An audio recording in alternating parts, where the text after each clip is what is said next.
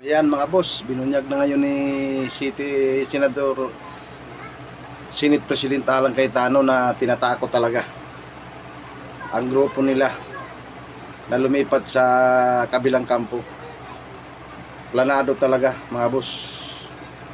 Malacanang ang nagmamaniobra para lumipat sa kabilang kampo nila ni Iskol Bokol Tito Soto guys.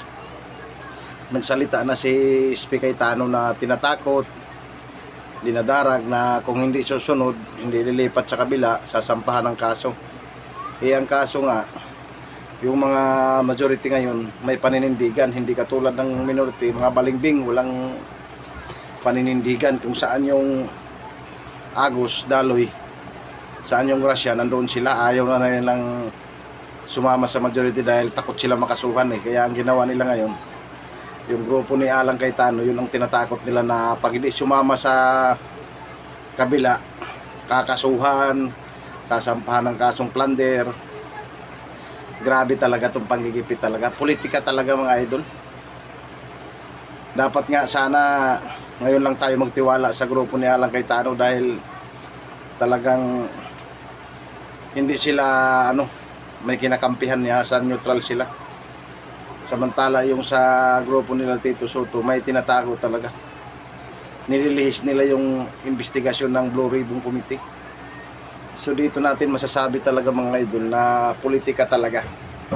Minamaniobra ni Bangag talaga na pag di sumama sa kabilang kampo, kakasuhan sa sampahan ng ang korupsyon.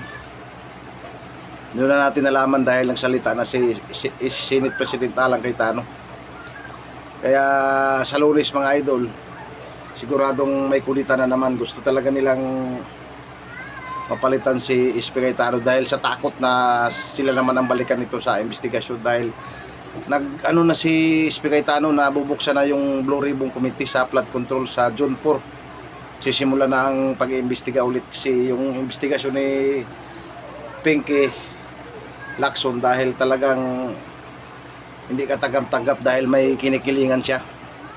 Pinipili lang niyang gusto niyang kasuhan sa hearing ni Pinky guys. Ngayon interview din kanina si Erwin Tulfo na dati binabanatan si Risa Ontiveros, si Kiko Pangilinan, ngayon andun nagsama-sama ang mga balimbing na talagang may lilipat daw. Ang suspitsa nga daw ni Tito Soto, ni Erwin Tulfo na lilipat ay si Chis Escudero at saka si Loren Legarda dahil si Chis Escudero din tinatakot, iniipit nila na pag di sumama sa grupo nila ni Tito Soto, sasampahan ngayon ng plunder and graft ang corruption para makulong. Talagang tinatakot talaga yung grupo nila ngayon ni Senate President Alan Cayetano. Si Loren Legarda sa tingin ko hindi nalilipat yan dahil pag lumipat, bumalik pa siya dun sa dati niyang kasamahan, masasabi mo talagang walang paninindigan. Itong si Chis Escudero, hindi natin alam kung anong takbo ng utak nito, baka lilipat dun sa kabila. Pero sa tingin ko hindi rin talaga lilipat to dahil may paninindigan din si Chis Escudero. So yun lang muna guys, ang update natin ito. So don't forget to subscribe, like, comment, share this video para maraming makapanood ng mga solid DDA supporter. Hanggang sa dulo talaga susuportahan natin to si BP Inday Sara hanggang may panalo natin sa 2028. Yung hindi pa nakasubscribe, mga kaibigan nyo, kamag-anak, kasabihan na isubscribe tong YouTube channel natin na Mr. Bin TV dahil sumusuporta to sa kay BP Sara Duterte. Sa lahat ng mga Duterte supporters, sumusuporta tong YouTube channel na to. Maraming salamat po.